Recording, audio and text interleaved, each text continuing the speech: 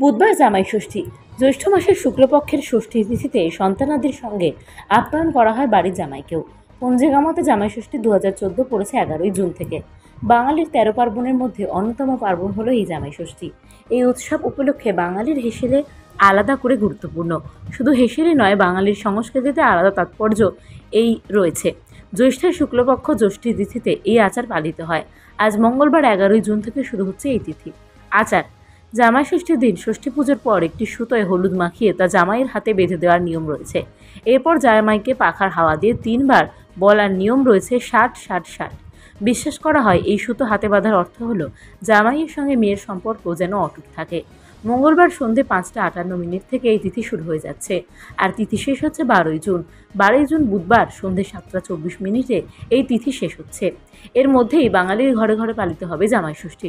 মূলত এই ষষ্ঠী তিথিতে সন্তানের মঙ্গল কামনায় মায়েরা ব্রত করে থাকেন। ব্রতকথা পাঠ করার পর তালপাতার পাখার সঙ্গে গুচ্ছ বাঁধা ভিজে দুর্বাঘাসের সুশীতল বাতাস দেওয়া হয়। জামাই ষষ্ঠী পালনের উপকরণ: জামাই ষষ্ঠীর দিনে এই পার্বণ উদযাপনের জন্য প্রয়োজন হয় আম পাতা, তালপাতার পাখা, ধান, দূর্বা, বেলপাতা, হলুদ, সাদা সুতো। এছাড়া বিভিন্ন রকমের ফুল রাখা হয়। নিয়ম অনুসারে স্নানের পর জামাই ষষ্ঠী তিথিতে ঘটে জল দিয়ে তাতে আম্রপল্লব দিয়ে সাজানো হবে। করমচা, 108টি দূর্বা, 7 বা 9 এমন কোনো বেজোড় সংখ্যক ফল এবং ফুল দিয়ে সাজানো হয় কাঁঠাল পাতার ওপর। দীর্ঘক্ষণ পর্যন্ত জামাই ষষ্ঠী তিথি থাকায় শাশুড়িরা অনেক সময় পাচ্ছেন জামাইকে যত্ন করে আপ্যায়ন করার। বুধবার জামাই ষষ্ঠী। জ্যৈষ্ঠ মাসের শুক্লপক্ষের ষষ্ঠী তিথিতে সন্তানাদির সঙ্গে আপ্যায়ন করা হয় বাড়ির জামাইকেও।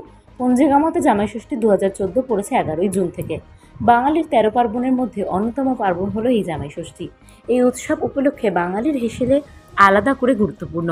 শুধু হেসেলে নয়, বাঙালির সংস্কৃতিতে আলাদা তাৎপর্য এই রয়েছে।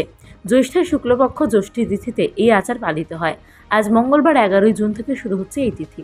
আচার: জামাই ষষ্ঠীর দিন ষষ্ঠী পুজোর পর একটি সুতোয় হলুদ মাখিয়ে তা জামাইয়ের হাতে বেঁধে দেওয়ার নিয়ম রয়েছে।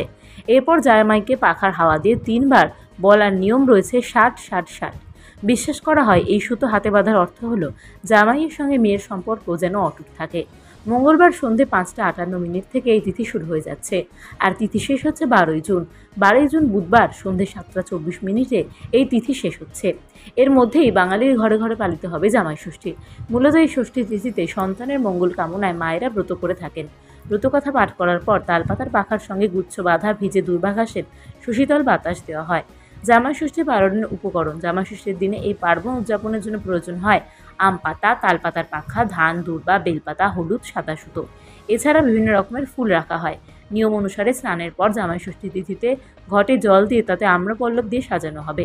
করমচা, 108টি দূর্বা, 7 বা 9 এমন কোনো বেজোড় সংখ্যক ফল এবং ফুল দিয়ে সাজানো হয় কাঁঠাল পাতার ওপর। দীর্ঘক্ষণ পর্যন্ত জামাই ষষ্ঠী তিথি থাকায় শাশুড়িরা অনেক সময় পাচ্ছেন জামাইকে যত্ন করে আপ্যায়ন করার।